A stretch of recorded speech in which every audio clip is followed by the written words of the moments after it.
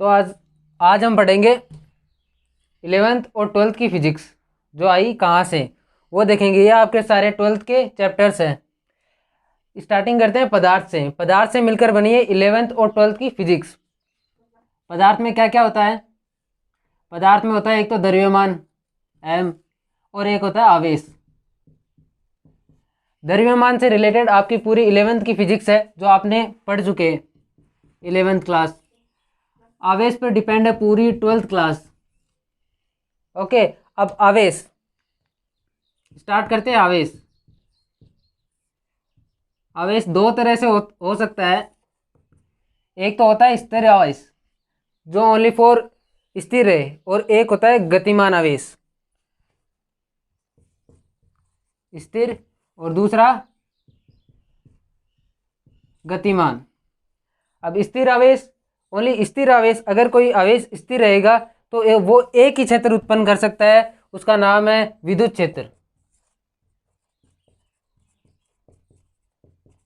विद्युत क्षेत्र आपका जो पहला चैप्टर है वो है आवेश एवं विद्युत क्षेत्र।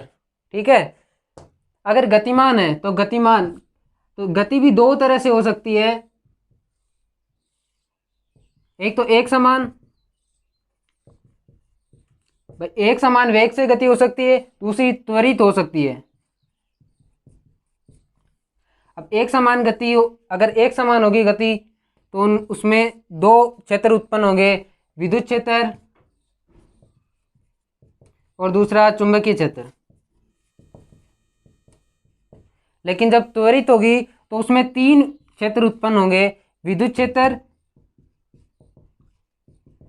दूसरा चुंबकीय क्षेत्र और तीसरी उत्पन्न होगी वो होगी तरंगे, जो विद्युत और चुंबकीय तरंगे ये उत्पन्न होगी। अब देखिए आवेश एवं विद्युत क्षेत्र आ गया यहाँ से। ठीक है। अब आते हैं विभव। कोई भी आवेश होता है तो आवेश एक। तो अब चलते हैं विद्युत विभव एवं धारिता। आवेश तो आपने पढ़ लिया किसी वस्तु के ऊपर, मतलब अलग से आवेश नहीं रखा जा सकता, आवेश किसी वस्तु के ऊपर ही रखा जा सकता है। तो अपन एक पहला चैप्टर तो पढ़ लेंगे आवेश एवं विद्युत क्षेत्र। तो आवेश आ गया। अब आवेश अपन लेने जाए, आवेश कि बाहर कोई आवेश है, भाई दुकान पे चले गए आवेश लेने। अब आवेश को ले आए, पर आवेश को रखेंगे कहाँ? तो रखने के लिए विभव, उसकी विभव और धारिता दोनों का अनुमान लगाना पड़ेगा। भाई किसी पदार्थ पे रखते हैं तो उस पदार्थ की धारिता और विभव का होना जरूरी है कि उसका कितना विभव है, उस पे रखा जा सकता है या नहीं जा सकता। तो उसके लिए अपन पढ़ेंगे चैप्टर नंबर 2 विद्युत विभव।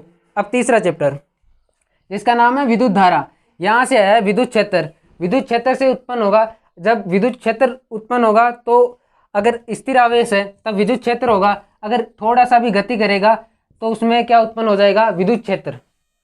स्थिर आवेश में क्या? विद्युत क्षेत्र, और एक समान गति करेगा तो भी विद्युत क्षेत्र उत्पन्न होगा। तो यहाँ से थर्ड चैप्टर पढ़ेंगे अपन विद्युत धारा। इलेक्ट्रॉन के जो प्रवाह होता है उसको अपन बोलते हैं विद्युत धारा।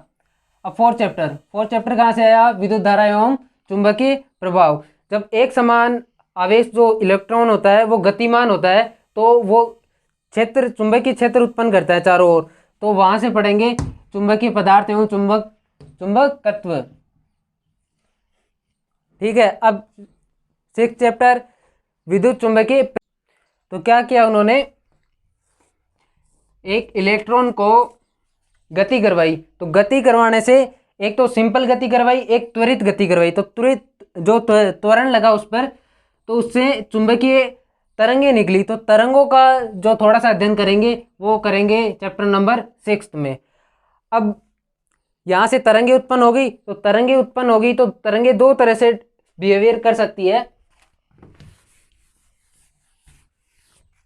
एक तो प्रत्यावर्ती धारा एसी और एक कर सकती है दिष्ट धारा डीसी के अंदर। ये एसी का ग्राफ है। सारे ग्राफ प्रत्यावर्ती धारा के अंदर पढ़ेंगे, इससे रिलेटेड है चैप्टर नंबर 7।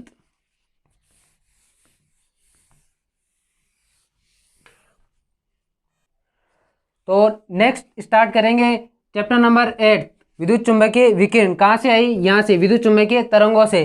त्वरित गति करेगा जब भी इलेक्ट्रॉन, तो क्या उत्पन्न होगा, विकिरणें उत्पन्न होगी। तो इसमें अध्ययन करेंगे अपन विकिरणों का। अब यहाँ से विकिरणें उत्पन्न होगी मतलब एक प्रकाश की पुंज। तो नीचे वाले में अध्ययन करेंगे चैप्टर नंबर 9 में किरण प्रकाशिकी। अब किरण प्रकाशिकी आ गई तो किरण के अंदर तरंग प्रकाशिकी भी पढ़ लेंगे और प्रकाश विद्युत प्रभाव भी पढ़ लेंगे। 11 चैप्टर। अब यहाँ से 12 चैप्टर जो परमाणु है वो आया है आधुनिक भौतिकी से, यानी मॉडर्न फिजिक्स से। अब मॉडर्न फिजिक्स क्या होती है, 19वीं सदी से मॉडर्न फिजिक्स यानी आधुनिक भौतिकी का उद्गम हो गया। मतलब अपन से 100 साल पीछे से जितने भी एक्सपेरिमेंट हुए, जो भी हुआ, वो अपन मॉडर्न फिजिक्स के अंदर पढ़ते हैं। तो उनमें से एक परमाणु, अपन पढ़ते हैं परमाणु होते हैं इलेक्ट्रॉन और नाभिक। वो आपने क्लास 9th और 10th में पढ़ चुके होंगे। तो वहाँ से आ गया नाभिक, चैप्टर नंबर 13। और चैप्टर नंबर 14 इंटरेस्टिंग टॉपिक है सेमीकंडक्टर यानी अर्धचालक। जो अर्धचालक है वो पढ़ेंगे अपन चैप्टर नंबर 14 के अंदर।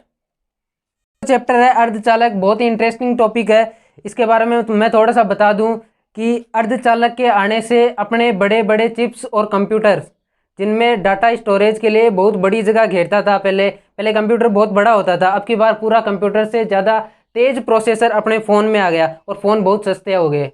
क्यों हो गए, क्योंकि टेक्नोलॉजी बढ़ गई। अगर यही टेक्नोलॉजी अगर मैकेनिक्स में बढ़ जाती है, मतलब कारों में बढ़ जाती है, तो कार पार्किंग के लिए अपन को खड़ी नहीं करनी पड़ेगी।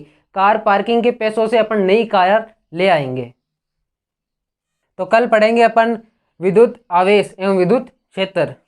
ठीक है, तो आज का जो ये वीडियो है यहीं समाप्त करते हैं, और कल से वीडियो कॉन्फ्रेंसिंग क्लास ज्वाइन करने के लिए डिस्क्रिप्शन बॉक्स में नंबर दिए गए हैं, चेक कर लेना।